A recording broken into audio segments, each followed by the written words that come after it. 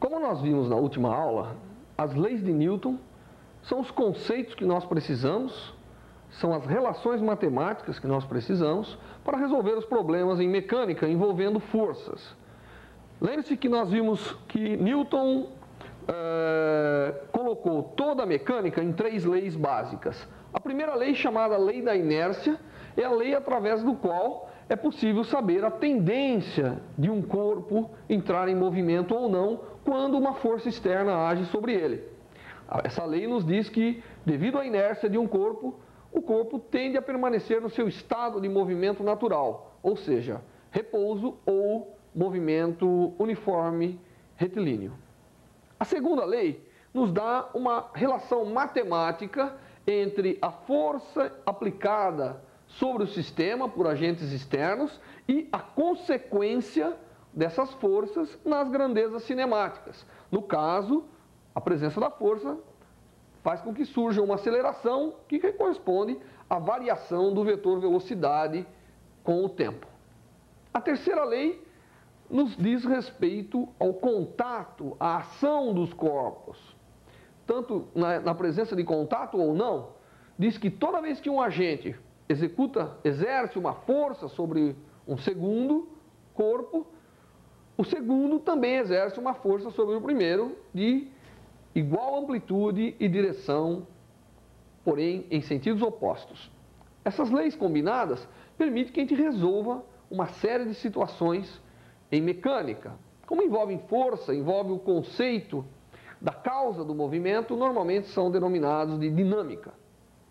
Nessa aula, nós vamos fazer uma série de aplicações das equações de Newton e das suas leis de um modo geral. Os problemas que a gente vai resolver podem ser classificados em 2 categorias ou em 2 grupos. Ou nós conhecemos as forças que agem no sistema, que atuam no sistema por agentes externos ou mesmo forças internas, então queremos determinar o resultado dessas forças, queremos saber qual é a consequência dessas forças sobre o sistema, queremos saber, em termos de cinemática, o que vai mudar. O corpo vai se movimentar, com que velocidade, com que aceleração ele vai se movimentar. Essa é uma classe de problemas. Então nós vamos nesse sentido. A segunda classe de problema é o contrário. Nós conhecemos o que está acontecendo no sistema, nós sabemos o resultado da ação das forças e, na verdade, queremos determinar quais são as forças envolvidas, que seria o inverso. Na verdade, as forças e a consequência são exatamente as leis de Newton. Aplicando as leis de Newton, nós podemos fazer essa conexão. E quase todos os problemas em dinâmica envolvem-se fazer essa conexão. Ou conhecemos as forças e queremos determinar a consequência, o que elas causam no sistema, ou conhecemos como o sistema se comporta. Conhecemos o resultado das forças e queremos determinar quais são essas forças. Essas são as 2 classes de problemas que nós vamos estar resolvendo nessa aula. Como primeiro exemplo, vamos considerar o movimento de um objeto sobre um plano inclinado. Esse é um exemplo bastante comum e consiste então no seguinte: você tem aqui uma plataforma que foi inclinada segundo um ângulo θ com o plano horizontal e sobre ele é colocado um objeto de massa m. E evidentemente, todo esse sistema está num ambiente que existe a aceleração da gravidade g, né? E nós queremos descobrir qual é o movimento, ou qual é a consequência das forças que agem sobre esse corpo. Bom, nós conhecemos as forças nesse caso, porque sabemos que um corpo de massa m tem um peso que é representado por uma força vertical e tem o valor mg. Outra coisa que nós sabemos é que a existência do plano inclinado faz com que o corpo não possa se movimentar nessa direção, sendo obrigado a deslizar-se sobre o plano. Essa é outra informação importante. Portanto, nós sabemos que a existência do plano faz uma força sobre o corpo, tá certo? Perpendicular ao contato entre eles, que normalmente é chamada de força normal. E é evidentemente essa força feita pelo plano sobre o corpo que evita que ele movimente-se nessa direção. Então, é essa força de contato que quebra a tendência do corpo em cair verticalmente, obrigando o corpo a deslizar-se sobre o plano. Então, apesar da gente conhecer as forças, talvez nós não saibamos exatamente qual é o valor dessa força normal, essa força de contato, que pode ser determinada. Então, nós vamos agora aplicar nesse problema as leis de Newton para saber com que aceleração ou com que velocidade, né, ou como o corpo se desliza paralelo ao plano.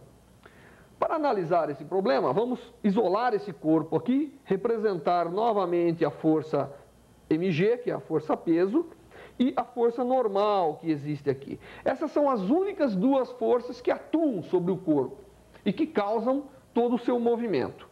Mas nós sabemos que, perpendicular à direção do plano, o corpo não se movimenta. Então nós vamos dividir aqui, para simplificar a análise, nós vamos analisar o movimento paralelo ao plano e perpendicular ao plano. Vamos chamar essa direção de x e essa direção de y. Na direção y nós sabemos que não há movimento. Não havendo movimento, nós sabemos que as forças, é como se fosse repouso naquela direção. Portanto, a soma das forças na direção y tem que necessariamente ser zero.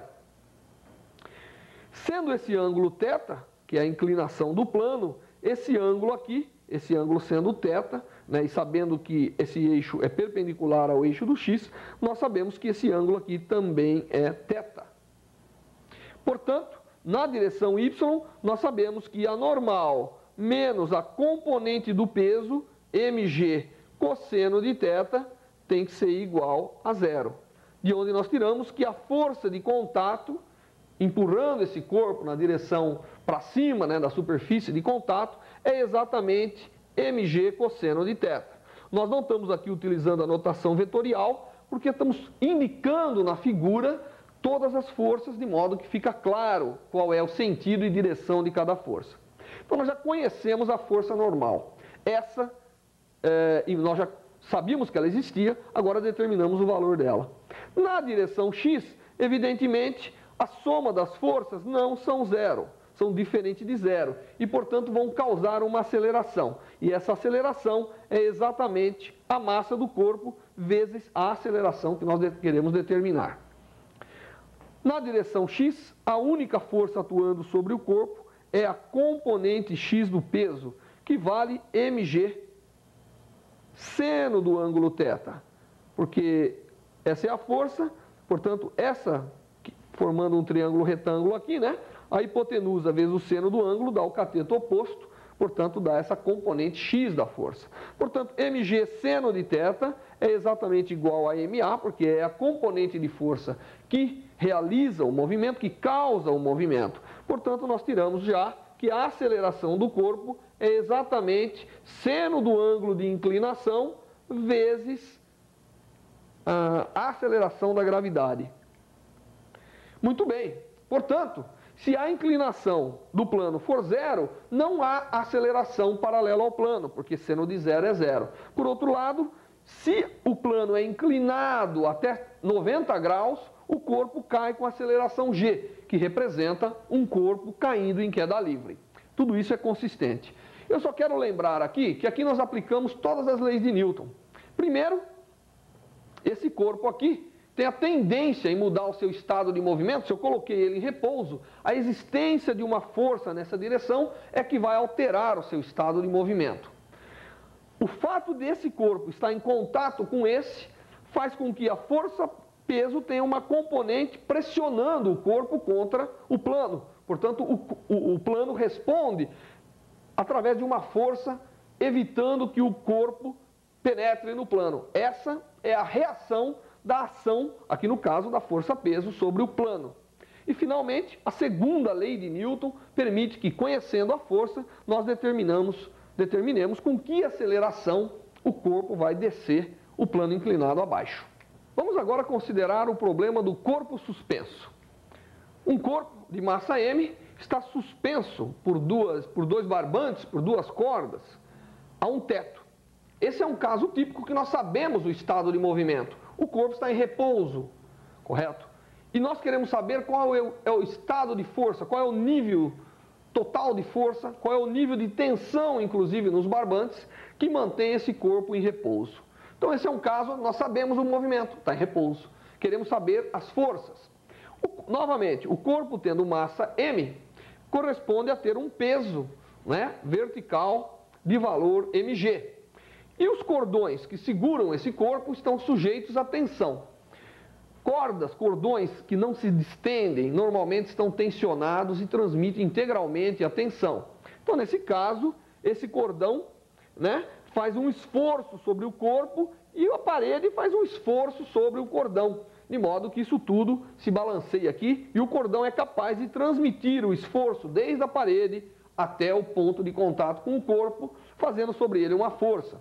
Normalmente isso nós chamamos de tensão nos cordões ou nas cordas. Muito bem, então vamos novamente representar o corpo e analisar todas as forças envolvidas.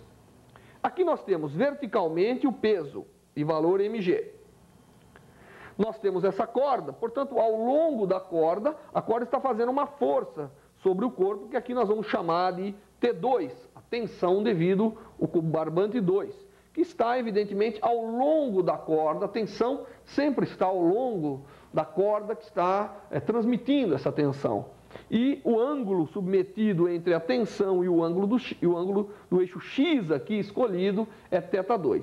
A corda 1, por sua vez, também faz uma tensão sobre o corpo, também faz um esforço, que nós vamos chamar de T1, e o ângulo desse esforço com o eixo do X, nós vamos aqui denotar de θ1.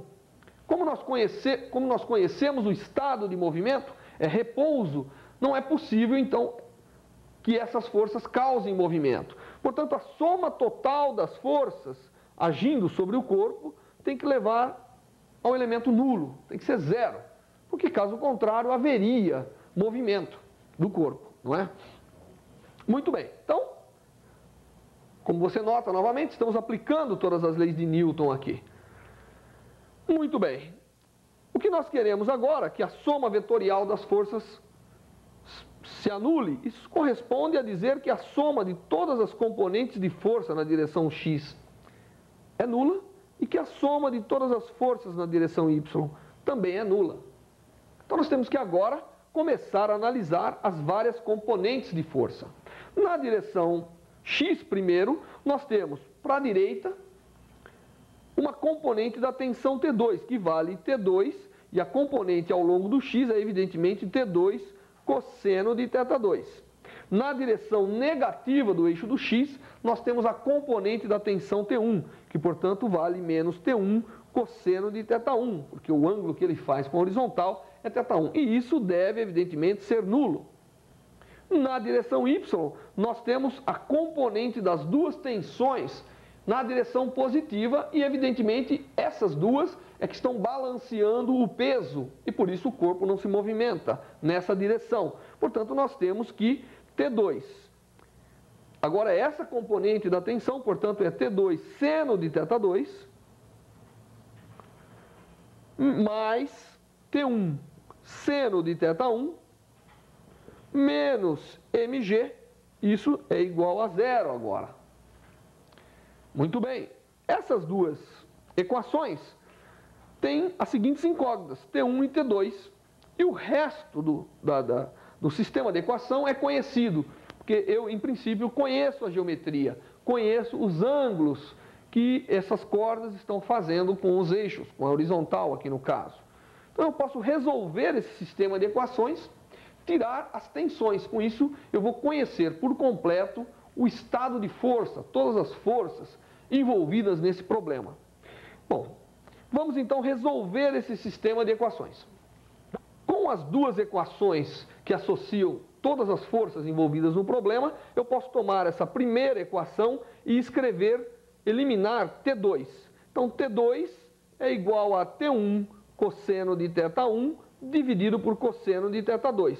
Agora eu posso substituir esse T2 na segunda equação. Portanto, eu fico com T1 cosseno de θ1 sobre cosseno de θ2 vezes seno de θ2 mais T1 seno de θ1 é igual a mg. Daqui eu elimino T1 e obtenho que T1 é igual a mg cosseno de θ1 dividido por seno de θ1 mais θ2.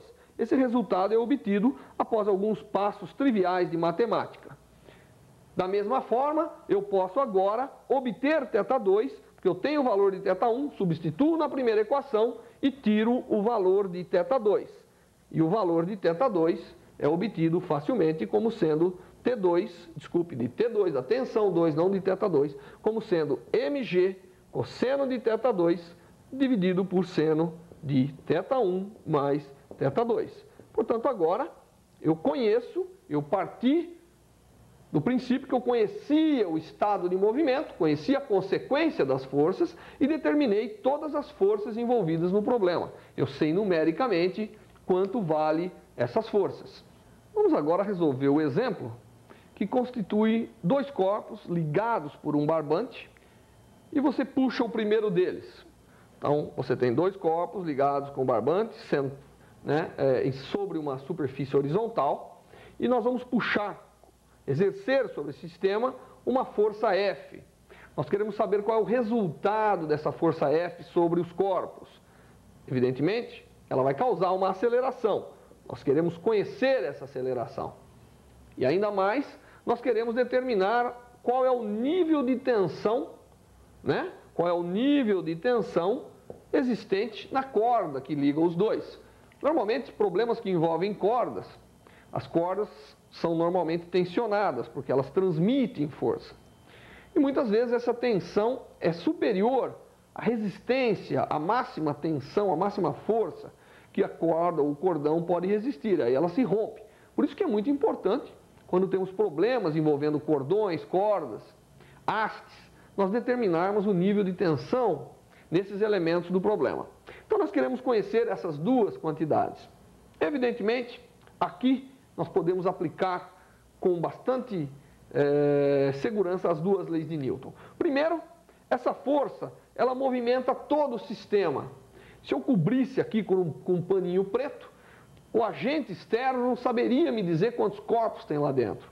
Portanto, nós sabemos que a força F tem que movimentar a massa M1 mais M2. E ela vai causar nessas massas a aceleração A. Portanto, a aceleração A que esse sistema vai ficar sujeito é a força total dividido pela massa total. Essa é a aceleração A na direção da força, que essas massas ficarão sujeitas. Vamos agora para a segunda parte do problema. Queremos saber o nível de tensão dessa corda. Ora, esse primeiro corpo puxa a corda. A corda, evidentemente, também puxa o corpo. Portanto, sobre esse primeiro corpo, pela lei da ação-reação, existe a tensão T feita nesse sentido. Essa corda transmite integralmente a tensão feita até chegar ao segundo corpo. Portanto, a corda também puxa o segundo corpo com a mesma tensão T nesse sentido, no sentido da força. Portanto, se eu olhar agora somente para o corpo 2, o corpo de massa M2, a única força que está tentando, que está movimentando esse corpo é a tensão que foi transmitida pelo corpo 1 para a corda e da corda para o corpo 2. Aqui, como vocês podem ver, eu apliquei a terceira lei de Newton, da ação-reação. Essa tensão, evidentemente, é a que está movimentando o corpo 2. E o movimento do corpo 2 nós já conhecemos, que é um movimento acelerado com aceleração desse valor. Portanto, a tensão T tem que ser igual a M2 vezes a aceleração A. Portanto, a tensão na corda será igual a M2 dividido por M1 mais M2 vezes a força F. Portanto, a tensão T é sempre inferior à força F. Por quê? Porque uma parte da força está sendo utilizada para acelerar o primeiro corpo. Uma outra parte da força, transmitida via o barbante, a corda que segura os dois corpos, está realizando o movimento, a aceleração do segundo corpo. E aplicando as leis de Newton, vocês viram, nós podemos calcular todas essas grandezas físicas envolvidas no problema. Vamos agora generalizar esse problema que acabamos de resolver, que são dois corpos ligados por uma corda, por uma haste, para N corpos ligados, como se fosse um trem se movimentando. E nós queremos novamente conhecer a aceleração do sistema e o nível de tensão em cada conexão entre cada um. O problema então isso aqui está esquematizado aqui. Eu tenho N corpos que, para simplificar o problema, todos terão a mesma massa aqui chamado de M. Todos os corpos têm a mesma massa M. Esse trem de massas está sujeito, foi submetido a uma força F na direção aqui indicada. Essa força é a única força que está agindo sobre esse sistema externa. Ela vai promover a movimentação do sistema. Portanto, é esperado que ela acelere esse sistema nessa direção. E o valor dessa aceleração é uma das grandezas que nós queremos conhecer. Além disso, como eu falei, quando existe hastes, barbantes, cordas envolvidas no problema, é muito interessante sabermos qual é a tensão que esses elementos estão sujeitos. Então nós queremos conhecer a tensão em cada uma das cordas.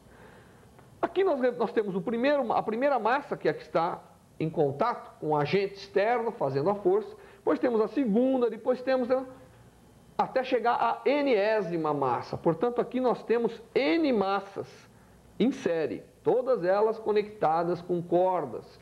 Portanto, nós temos um número grande de cordas para determinar qual é a tensão em cada uma. Nós queremos saber a tensão, o nível de tensão em cada uma dessas cordas. Isso é um problema bastante interessante. Novamente, nós temos que primeiro olhar esse problema como um todo e aplicar a segunda lei de Newton primeiro. Qual é o esforço externo feito sobre o sistema? É a força F. Qual é a massa total que essa força deslocará, que essa força promoverá a aceleração? É a soma de todas as massas. Portanto, é a massa de 1 mais a do 2 mais até o do N. Como nós temos N massas iguais, a massa total que vai se movimentar é N vezes a massa de cada um, vezes a massa M. E a força total que age sobre esse sistema tem que pegar essa massa total e produzir uma aceleração A. Isso, portanto, é a aplicação da lei de Newton para esse sistema. Eu tenho N, desculpe que aqui eu errei, N é maiúsculo, então eu tenho N maiúsculo massas, essa é a massa total do sistema, né, que está submetido a um agente externo cuja força total é F e vai promover uma aceleração A. Daqui a gente tira claramente que a aceleração do sistema vai ser a força total dividido pela massa total, que é N vezes a massa de cada um. Conhecendo a aceleração total, nós agora queremos determinar a tensão em cada corda que liga cada corpo. Vamos pegar um corpo genérico dessa embarcação, desse trem. Vamos pegar um corpo que nós vamos chamar do corpo iésimo. I pode ser o primeiro, I pode ser o segundo, I pode ser qualquer um, pode ser o enésimo menos 1, como pode ser o último, que nós chamamos de enésimo. Se nós pegarmos esse iésimo corpo, quantos corpos tem aqui? Ele está ligado por uma cordinha. Quantos demais corpos de massa M tem aqui? E quantos demais corpos de massa M tem aqui? Se I fosse igual a 1, teria 0 corpo aqui. E teria N menos 1 corpos do lado de cá. Se I fosse igual a 2, teríamos um corpo do lado de cá e N menos 2 do lado de cá. Portanto, nós vemos que I menos 1 corpos devem estar do lado de cá, enquanto N menos I corpos deve estar do lado de cá. Portanto, a tensão no iésimo corpo, nós vamos chamar a tensão feita na cordinha que está na frente do iésimo corpo. Então, o primeiro aqui não tem cordinha, mas nós poderíamos imaginar como tendo uma cordinha aqui na frente dele, e nessa cordinha é feita a força F. Claro que essa tensão tem o valor F. Nós teríamos depois o segundo corpo e a segunda cordinha, a iésima cordinha, nesse caso, seria a cordinha que liga o 1 com o 2, e assim por diante. Portanto, essa aqui seria a enésima cordinha. E nós estamos interessados em saber o valor de TI, ou seja, qual é a tensão na corda que puxa o iésimo vagão, ou a iésima massa, nesse caso. Bom, nós acabamos de ver que para cá nós temos N menos I objetos de massa M. E para cá nós temos o objeto que nós classificamos como iésimo. Portanto, eu vou chamar a tensão na corda que puxa o iésimo corpo, essa tensão eu vou chamar de TI, como eu já havia dito. A questão é, a tensão TI é o esforço que faz o quê? Evidentemente, a tensão TI é o esforço que movimenta toda essa parte do sistema. Movimenta o iésimo corpo mais N menos I corpos. Portanto, o número total de massas que a tensão TI movimenta é N menos I mais 1. Porque são todos esses mais o iésimo que nós estamos considerando. Portanto, a massa total é N menos I mais 1 vezes a massa de cada um. Essa é a massa total que a tensão chamada de TI está movimentando. E isso, evidentemente, a tensão TI está movimentando tudo isso, o todo está movimentando com aceleração A, portanto, o TI tem que ser a massa total vezes a aceleração A. E a aceleração A nós conhecemos. A aceleração A é exatamente a força dividido por N vezes a massa. Portanto, aqui nós podemos colocar já a força dividido por N vezes a massa. A massa se cancela e, portanto, nós tiramos que a tensão na iésima corda, que, lembrando, é a tensão que puxa a iésima massa, é igual a N menos I mais 1 vezes F dividido por N.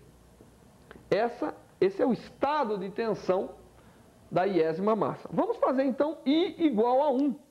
Se I for igual a 1, eu tenho menos 1 mais 1, cancela, o N também divide por N, cancela, portanto a tensão no I igual a 1 é a própria força F.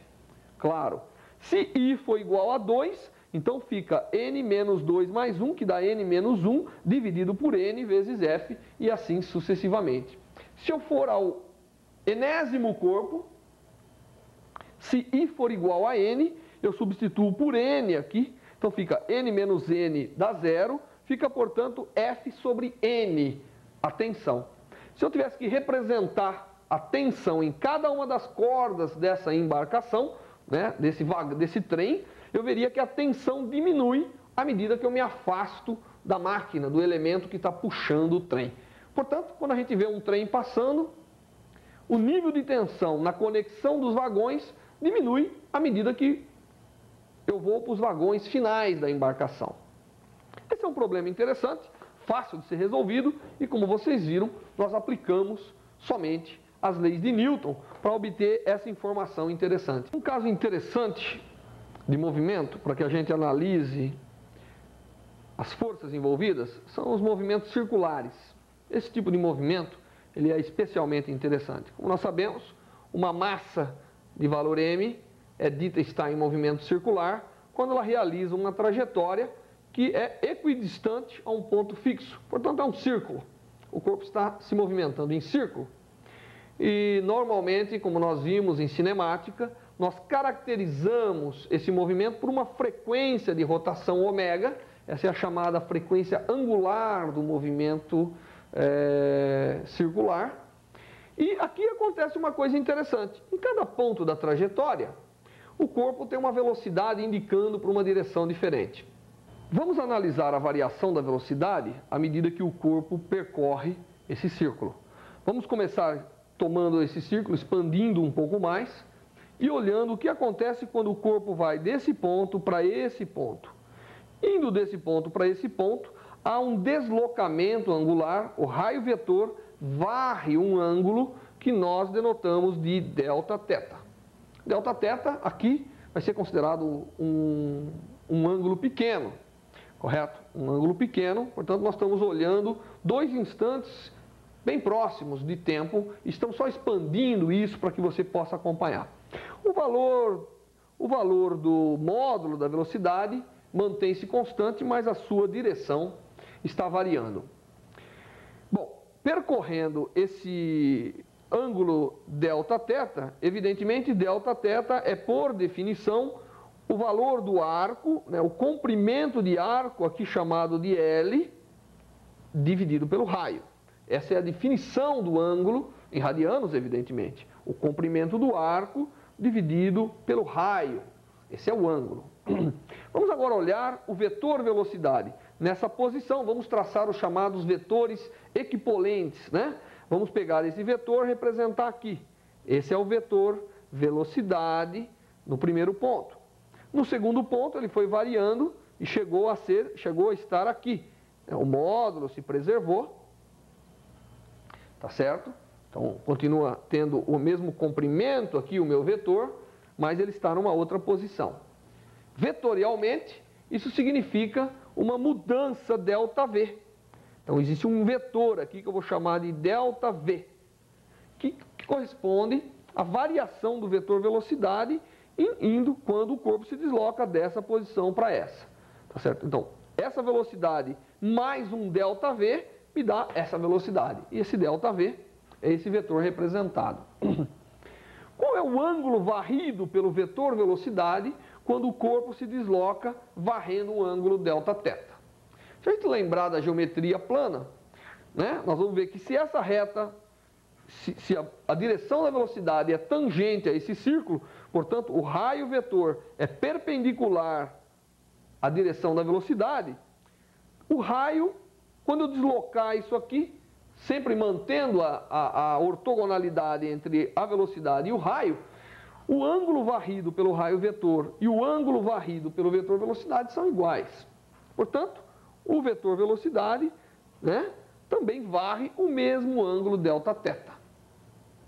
Como o Δθ é pequeno, esse vetor aqui se confunde com um elemento de arco nessa situação. Portanto, eu posso aplicar a mesma relação de Δθ que eu apliquei aqui para esse arco, eu posso aplicar aqui, quando o Δθ é pequeno. Portanto, o Δθ sendo pequeno, que foi a minha consideração inicial, isso aqui também é praticamente igual ao módulo de ΔV dividido por V. Porque aqui, no espaço dos vetores, né, esse comprimento é V e esse comprimento é ΔV. Portanto, se isso aqui se confunde com um elemento de arco, essa relação é boa. Muito bem. Agora, como o corpo se desloca com uma velocidade V constante, o caminho percorrido por ele é VΔt, se o tempo gasto para ir dessa posição a essa posição foi ΔT. Então, se o tempo gasto para ir dessa posição a essa foi ΔT, eu posso relacionar o elemento de arco com a velocidade. Portanto, o valor da velocidade vezes ΔT me dá o arco percorrido. Então, agora eu vou voltar a essa relação aqui e vou no lugar do elemento do arco, do comprimento do arco percorrido, eu vou colocar VΔt. Portanto, VΔt dividido por R é igual a ΔV dividido por V. Ou seja, se eu passar esse V multiplicando e esse ΔT dividindo, eu obtenho, só vou apagar aqui para não confundir, eu obtenho que ΔV sobre ΔT, ou seja, o módulo da variação do vetor velocidade, o módulo, né, do vetor variação de velocidade dividido pelo tempo decorrido nessa variação é exatamente igual a velocidade ao quadrado dividido pelo raio da trajetória. Ótima relação, porque se eu fizer ΔT muito pequenininho, ΔV vai ser muito pequenininho e isso aqui vai ser exatamente dVdt, que é o valor da aceleração em módulo desse problema. Portanto, essa aceleração do movimento circular é chamada de aceleração centrípeta e vale exatamente V quadrado sobre R. Todo movimento circular que se processa com uma velocidade tangencial V, o corpo tem que necessariamente estar sujeito a uma aceleração cujo valor é V quadrado dividido por R. E essa aceleração recebe o nome de aceleração centrípeta. Se nós olharmos aqui o vetor V, que está indicando mais ou menos, né, da maneira que eu representei aqui, ele está indicando nessa direção, Quando o ΔT vai a zero para dar derivada, eu observo que a aceleração desse corpo é exatamente radial, na direção radial, indicando para o centro, e vale o valor que eu calculei. Eu posso escrever essa aceleração de outra forma, lembrando que a velocidade, o raio e a velocidade angular, né, a frequência angular de rotação desse corpo, estão conectadas. A velocidade angular vezes o raio é a velocidade linear do corpo. Portanto, no lugar de V, eu posso colocar ômega-r e obter que a mesma aceleração pode ser escrito como r ômega quadrado. Também é outra maneira de expressar a aceleração centrípeta, a aceleração que um corpo sofre quando está em movimento circular. Muito bem, portanto, todos os movimentos circulares que a gente tem, significa que a velocidade está variando de direção, portanto, significa a existência de uma aceleração centrípeta. Então, nós podemos sempre associar ao movimento circular, correto, uma aceleração na direção radial, né? Todo movimento circular implica na aceleração centrípeta, que vale v quadrado sobre r, que é igual a r ômega quadrado. Então, sempre que nós tivermos problemas envolvendo movimento circular, nós temos que lembrar que alguma coisa está causando essa aceleração, né? Quando você pega um corpo, ele não quer ficar em movimento circular. Você tem que amarrar uma massa num barbantinho e segurar esse barbantinho e forçar o corpo a movimentar. Nesse caso, seria a tensão do barbantinho que iria causar esse movimento circular, que iria causar a força que causa a aceleração centrípeta. Muito bem, então essa é uma coisa importante para nós guardarmos. Todo movimento circular tem que ter uma aceleração centrípeta, portanto, tem que ter, pela segunda lei de Newton, uma força na direção radial, porque a aceleração sendo na direção radial implica ter uma força na direção radial, como nos ensina a segunda lei de Newton. Bom, a existência dessa aceleração radial, chamada de aceleração centrípeta, sempre presente nos movimentos circulares, eu insisto, não quer dizer que não tenha também uma aceleração tangencial. Caso, além de variar a direção da velocidade para manter o movimento circular, o corpo seja obrigado, por alguma ação externa, a variar também o módulo da velocidade, vai existir também uma aceleração tangencial. E a aceleração tangencial vai ser exatamente a variação do módulo da velocidade com relação ao tempo. Então, no movimento circular, nós nunca vamos escapar da aceleração centrípeta. Sempre tem que ter uma aceleração na direção do centro, indicando o centro da trajetória, correto? E pode existir ou não uma aceleração tangencial, causando variação do valor da velocidade, tá certo? Então, nós temos que trabalhar com essas duas acelerações toda vez que lidarmos com movimentos circulares. Portanto, movimento circular significa conhecer mais ou menos o estado de aceleração. Pelo menos esse estado de aceleração nós conhecemos. Às vezes a gente tem que determinar esse aqui, mas conhecemos o estado de aceleração. Portanto, sempre o estado de força vai estar associado com alguma coisa apontando na direção radial. Vamos então ver alguns exemplos. O primeiro exemplo que nós vamos resolver de movimento circular é o chamado pêndulo cônico.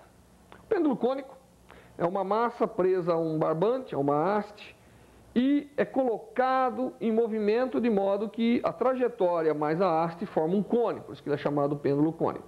Quando eu coloco esse corpo em movimento, evidentemente a massa realiza um movimento circular. Fácil de se observar, aliás, todo mundo brinca com essas coisas todo dia, né? E eu percebo, né, no meu experimento, que se eu aumento a velocidade, o cone vai aumentando o seu ângulo, né? O raio da órbita vai aumentando até ele ficar quase que no plano horizontal aqui. O que eu quero resolver nesse problema é aplicar as leis de Newton, sabendo que o movimento dele é circular, para saber a relação entre o ângulo do pêndulo cônico, a velocidade, o raio da trajetória. Então vamos representar aqui um pêndulo cônico. Nós vamos dizer que o pêndulo tem comprimento L, a massa tem valor M, e que numa determinada situação, quando esse pêndulo aqui está com uma determinada velocidade V, né, o ângulo feito entre a haste, ou barbante, e a direção vertical nós vamos chamar de θ. Portanto, L e θ praticamente fixam o raio da trajetória, né? L vezes o seno de θ é o raio da trajetória. Muito bem. Vamos aplicar as leis de Newton para esse caso. Vamos pegar o corpo, vamos deixar o corpo aqui do lado e vamos mostrar todas as forças que agem sobre ele. Primeiro, tendo massa, existe na direção vertical uma componente de força que vale mg. O corpo, estando ligado por esse barbante, por essa corda, faz com que na mesma direção da corda, né, exista uma tensão. A mesma tensão que a corda está submetida, ela está transmitindo para a massa. De modo que esse é o estado de força sobre o corpo. Essas duas forças em conjunto têm que promover o movimento circular do pêndulo, o movimento circular da massa. Portanto, o que nós temos aqui? Nós temos que esse ângulo aqui com a vertical é θ. Portanto, a componente vertical da tensão, né, essa componente vertical da tensão, que vale T cosseno de θ, tem que cancelar o peso. Esse esforço feito pela barbante, pela corda, sobre a massa, é feito todo para cancelar o peso. Do contrário, o corpo iria se movimentar nessa direção, o que não o faz. Portanto, T cosseno de θ é igual a mg. E a outra componente da tensão? Bom, a outra componente da tensão, se você notar, está bem na direção central. E essa componente que vale T seno de θ, ela causa o movimento circular do pêndulo, tá certo? Como nós vimos, movimento circular do pêndulo. Acho que dá para mostrar pela câmera de cima que, de fato, o pêndulo realiza um movimento circular, a massa realiza um movimento circular. E o todo forma um cone, daí o nome, como eu disse. Muito bem. T seno de θ tem que ser a causa do movimento circular. Portanto, pela segunda lei de Newton, ela é igual a massa vezes a aceleração desse movimento, que, como nós vimos, é a aceleração centrípeta, que vale v² sobre r. Bom, então está tudo resolvido, tá certo? Aqui eu tenho as equações. Se eu dividir essa equação de baixo pela equação de cima, né, aqui vai aparecer T cosseno de θ e aqui vai aparecer mg. O T vai se cancelar e o M também. Portanto, dividindo essa equação por essa, eu obtenho seno de θ sobre cosseno de θ, que nós sabemos é a tangente de θ, igual a v² sobre rg. Portanto, tangente de θ igual a v² sobre rg é a relação, né, matemática que está correlacionando o ângulo do pêndulo cônico com a velocidade da massa com o raio da trajetória. Como eu sei que R é na verdade L seno, eu posso reescrever essa expressão colocando que tangente de θ é igual a v² sobre L seno de θ g, ou seja, tangente de θ, que é seno sobre cosseno, portanto, a tangente de θ vezes, falta um A aqui, vezes o seno de θ é igual a quê? v², vou apagar essa parte aqui, v² sobre LG. Essa sim é a relação, né, que pega o ângulo do pêndulo cônico e relaciona com a velocidade, não é isso? Então, quanto mais rápido, quanto mais forte é o movimento da massa, maior vai ser o ângulo, porque maior esse cara, maior esse termo aqui. Portanto, esse termo aumenta, tá certo? Então, como nós vimos, baixa velocidade, o ângulo, que é o ângulo dessa haste com a vertical, é pequeno. Se eu acelero mais a massa, o ângulo cresce. Portanto, essa é a relação. Se nós quiséssemos saber a relação entre o ângulo do pêndulo cônico com sua velocidade, seria assim. Eu posso pegar esse experimento aqui, agora que eu sei a relação, eu posso começar a virar. É difícil para você determinar com que velocidade, né? Você pode até estimar, mas é difícil determinar com precisão. Mas o ângulo é possível de determinar. Eu sei exatamente onde ele está passando, eu pego, determino exatamente o ângulo com a vertical. Determino o θ. Se eu determino o θ, sabendo o L e o G local, eu determino qual é a velocidade do corpo. Essa é uma aplicação da lei de Newton no movimento circular. Onde que foi importante? O importante é saber que o movimento circular necessita uma força radial. E essa força radial vai sempre causar uma aceleração, que vale a velocidade ao quadrado dividido por R ou ômega quadrado vezes R. A maioria dos problemas que nós resolvemos até agora, a massa do problema está bem localizada. Muitas vezes a massa está completamente delocalizada. Imagine que eu pego uma corda, não é? A massa dessa corda, e eu não desprezo a corda no meu problema, a massa dessa corda está totalmente distribuída por ela. Então nós vamos fazer agora um exemplo que combina movimento circular e massa distribuída, massa não localizada. Esse é o exemplo da chamada corda girante. Nós temos uma corda, todo mundo sabe que se você começar a girar uma corda, com uma frequência angular, com uma velocidade angular ômega, essa corda fica distendida, né? Então, claramente, ela está tensionada. Cada porção da corda está sujeita a uma força, a um nível de tensão. E nós queremos descobrir isso. Qual é o nível de tensão ao longo da corda? Bem, vamos aplicar a lei de Newton e o fato de que esse é um movimento circular. Deixa eu só dizer claramente o problema. O problema aqui é uma corda, vamos pegar a minha régua como sendo a corda, fixa num ponto e realizando um movimento circular nessa direção.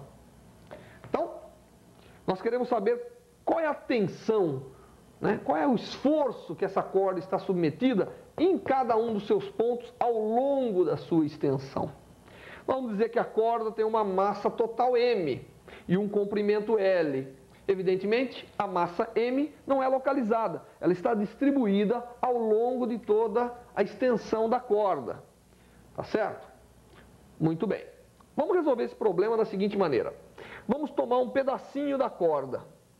Esse pedacinho da corda, bom, nós já sabemos que a corda tem tamanho L, então eu vou tirar o L daqui. Esse pedacinho da corda, ele está localizado a uma distância aqui, que eu vou chamar de R. R. Está localizado a uma distância R. E ele tem um tamanho que eu vou chamar de ΔR. Então, o tamanho do pedacinho é ΔR e a posição do pedacinho é R. Como a corda toda está em movimento circular, esse pedacinho também está em movimento circular. Então, eu vou pegar esse pedacinho, vou isolar aqui, vou representar ele em tamanho ampliado. O que acontece com esse pedacinho de tamanho ΔR, hein? Acontece o seguinte, essa parte da corda está puxando o pedacinho para lá. Essa parte da corda está puxando o pedacinho para cá. E como esse pedacinho está em movimento circular, evidentemente, essa força feita por essa porção da corda deve superar, né, essa força feita por essa porção da corda. Vamos chamar esse elemento de força aqui da tensão na corda no ponto R. E esse aqui, da tensão na corda do ponto R mais ΔR. Por que eu fiz isso? Porque esse ponto aqui está distante R do meu ponto de rotação, né? Então a força aqui eu vou chamar de T no ponto R. E esse ponto aqui está distante do ponto de rotação de R mais ΔR, que é R mais o tamanho do pedacinho. Muito bem. E esse pedacinho está em movimento circular. Portanto, eu sei que deve existir uma força nessa direção, né, causando o movimento circular. Quem é essa força? Tem que ser a diferença das duas tensões. A diferença dos dois estados de tensão da corda nesses dois pontos é que está fazendo esse pedacinho ficar em movimento circular. Então, T, se eu fosse representar a força total aqui, eu escreveria T de R menos T de R mais ΔR, tem que ser igual à força total que age nesse pedacinho. Como o pedacinho está em movimento circular, vamos dizer que ele tem uma massa ΔM, o produto dessa massa vezes a aceleração centrípeta, que é R vezes ômega quadrado, tá certo? Acho que não está dando para ver aí, então eu vou representar de novo que isso tem que ser igual à massa do pedacinho, que nós vamos chamar de ΔM, vezes a aceleração do pedacinho. Mas ele está em movimento circular, portanto a aceleração dele é a aceleração centrípeta e vale a velocidade angular vezes o raio, R ômega 2. Muito bem. Para continuar, eu tenho que saber quem é ΔM.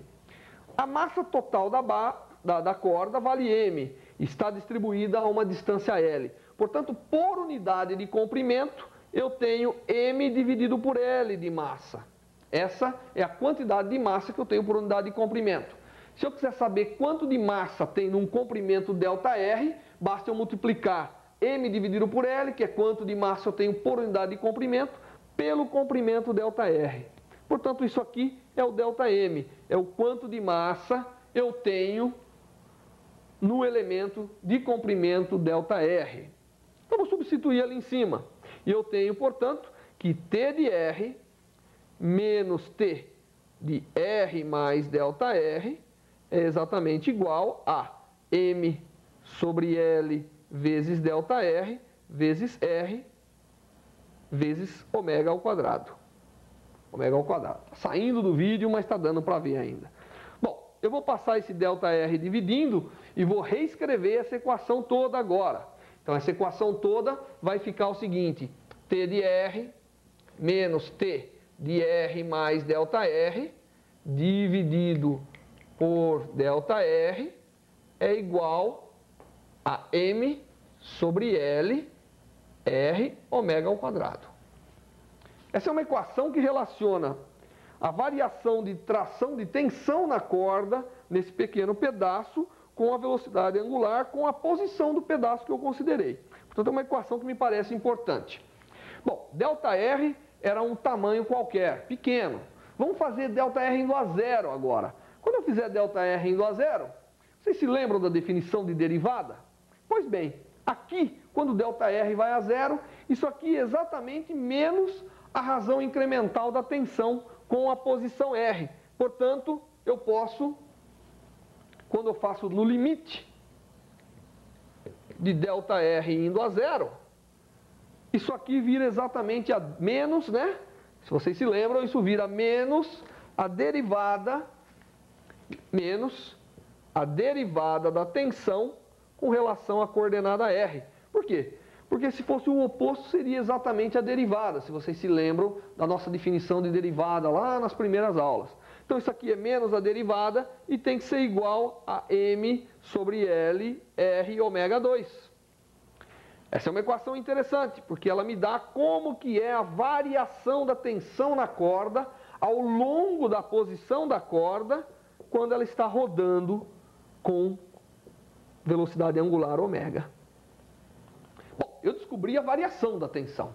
Descobri a lei de variação da tensão utilizando as leis de Newton, mas ainda não sei como varia a tensão. Mas através dessa equação eu posso fazer isso. Primeira coisa a saber. Vamos olhar aqui, qual deve ser o nível de tensão no extremo da corda? Deve ser zero, né? Por quê? Porque não tenho nada puxando a corda para cá. Então, esse último pedacinho deve estar sujeito a uma tensão praticamente nula. Onde deve estar o máximo de tensão? Nesse ponto. Porque esse ponto aqui tem que pegar toda a massa da corda e fazer ficar em movimento circular. Ótimo. Sabendo esses fatos desse movimento, vamos tomar essa equação que mostra a relação da variação da tensão com a coordenada radial. Vamos passar tudo que tem R para o lado de lá e tudo que tem T para o lado de cá. Então, nós ficamos que a variação da tensão dt, quando eu vario a coordenada de dr, é igual a menos M sobre L ômega 2, tudo isso é constante, vezes R dr. Agora, eu vou fazer uma integração dessa equação. Eu vou integrar a dt desde o valor T0, que é o valor da tensão nesse ponto aqui, até o valor T qualquer na posição R. Então, a integral de T0 até o valor t qualquer de dt é igual a menos m sobre L ômega ao quadrado vezes a integral de 0 a r, r qualquer, r dr. Essa integral aqui eu sei fazer, dá meio, isso aqui essa integral é exatamente igual a meio de r quadrado. Portanto, e essa integral de dt, é uma integral trivial. O que dá a integral de dt de t0 a t? Dá t menos t0, como nós vimos anteriormente, quando nós aprendemos integrais.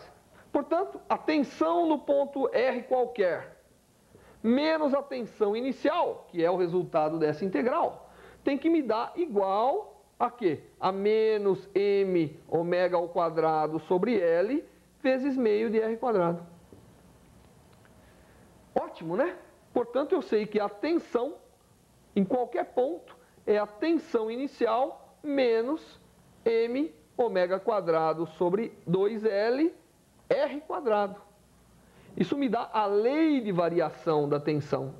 Ela começa num valor máximo e cai parabolicamente ao longo da extensão da corda. Então, se eu fosse representar nessa corda como que é o estado de tensão, como que faria?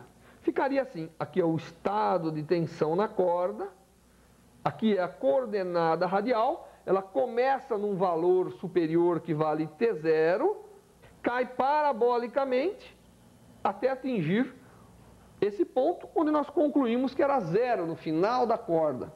Isso é interessante, porque se eu fizer R igual a L, eu tenho que ter T igual a zero. Daqui eu determino quem é T0, portanto T0 tem que ser igual a M ômega 2 L quadrado, mas vai cortar com L. Esse é o valor da tensão no ponto inicial, no ponto de apoio da corda. Substituindo aqui, nós podemos reescrever que a tensão num ponto qualquer é exatamente igual a M ômega quadrado sobre 2L vezes L quadrado menos R quadrado. Então agora eu sei exatamente como varia a tensão nessa corda que está em movimento circular. Tá certo? Essa é a variação total. Ela é parabólica, ela cai parabolicamente, cai com a dependência da posição ao quadrado, né? E quando chegar aqui no extremo, ela vale zero. Então, essa é a variação da tensão. Portanto, quando você pega um cordão e faz virar, o estado de tensão, né, o esforço que ele está sujeito, decresce ao longo da cordinha. Então, quando você pega uma corrente que não é muito forte, né, essas correntes de caixinha da sorte, e começa a virar, onde que ela quebra primeiro? Quebra no ponto que você está segurando. Por que ela quebra ali? Porque nesse ponto a tensão é máxima. É onde os elos da correntinha estariam sujeitos a maior esforço mecânico. Portanto, se vai romper em algum lugar, vai romper naquele lugar. Se você está rodando a corrente, existe algum ponto ao longo da corda que está fragilizado, evidentemente ele pode romper antes do que ali, correto? Antes do que o ponto de apoio. Esse é um exemplo importante, porque ele mostra um caso de aplicação das leis de Newton quando eu tenho massa distribuída ao longo de uma extensão. São vários problemas que existem onde a massa está distribuída, ela não está localizada. E nós vamos ver muitos exemplos desse nas próximas aulas.